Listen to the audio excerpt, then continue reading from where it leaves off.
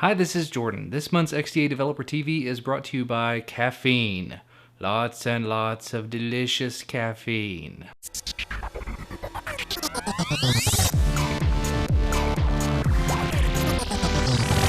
It's Friday, August 10, 2012, and let's talk about what happened this week over at xdadevelopers.com. First off, let's talk about the Jelly Bean updates on devices. We had a couple of devices that received new Jelly Bean ports from CyanogenMod 10, at least they were unofficial ports. The HTC Desire Z, which is also known as the G2, and the HTC Wildfire S got ports of unofficial ports of CyanogenMod 10. And honestly, the big interesting one for me is the HP Touchpad got a port of CM10. For a device that came with WebOS on it and was essentially abandoned, completely freaking abandoned by its manufacturer, it's amazing to see how the Android community has just jumped on this one. As always, CM10 is not quite stable yet, so there is a laundry list of bugs with every single one of the ports. So if you are interested in learning more about these, do check out the links down in the video description, read through the development threads and see what works, what doesn't work.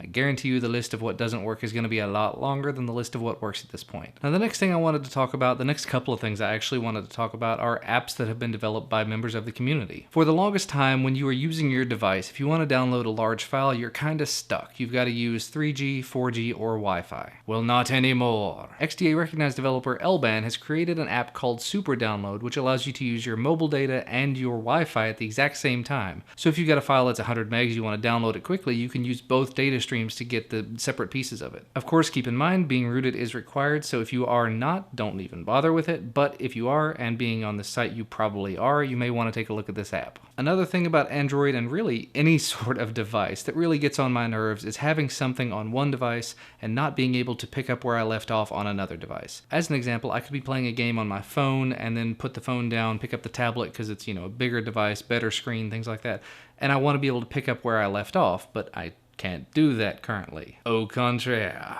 XDA senior member Charulri has created an app called AppSync, which does exactly what the name implies. It is an app that transfers apps and app data between devices on your network. But not only that, it will sniff your network to see what other Android devices are on it and allow you to connect to them. It compares versions of the files by using hashes, and then it encrypts all of the data as it's sending it, which is just awesome. So if you're interested in either one of those apps, definitely take a look at the threads mentioned down in the video description. Now the next thing I'd like to talk about is something, again, very innovative, very interesting. As you probably know, if you have an Android device and you root that device, you immediately lose the ability to download over-the-air updates automatically. Normally, not really a big deal. Most people just use whatever ROM and then they manually update it, or they use an app like ROM Manager, that ROM Toolbox. There's a couple of them out there, and I don't know honestly which one does it offhand, but there are apps out there that will keep track of what ROM you're running and then help to update it whenever the time becomes available. But like I said, you do lose the ability to have those over-the-air updates. Well, fortunately, now there's a site that does exactly that, and you can see it in the background here. It's called the OTA Update Center, and it says it's for all of your over-the-air update needs. And essentially what you end up with is a centralized system where you can have OTA updates stored by the developer. Your app can check against the database to see if there are any over-the-air updates available, and then you can download it and flash it if you want to from there. But the coolest thing about this, in my opinion at least,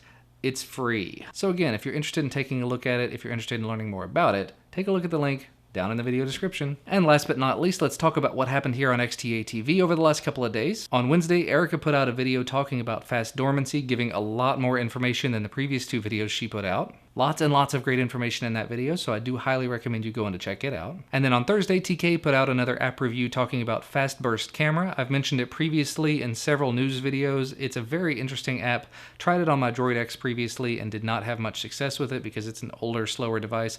It worked, it was just kind of I may try to give it a look on my Galaxy Nexus, but the camera on the Galaxy Nexus with Jelly Bean is kind of ridiculously fast. So anyway, if you want to see how the app works, he's using it on a MyTouch 4G, I think, which is a relatively old device, so definitely worth looking at the video. And speaking of apps, I thought I'd just go ahead and throw this out here. I'm actually using an app developed by one of the XDA developers himself, Chainfire. This is the DSLR controller app. You probably can't see it because it's out of focus, but I've been using it to film this video, which very handy. And I have to say, worth the $8 that I paid for it. But anyway, that is all I've got for you today. Remember, if you like this video, to hit the like button down below and subscribe up above if you have not already and you want to be notified when we put out new content. As always, thank you so much for watching, and I will see you on Monday.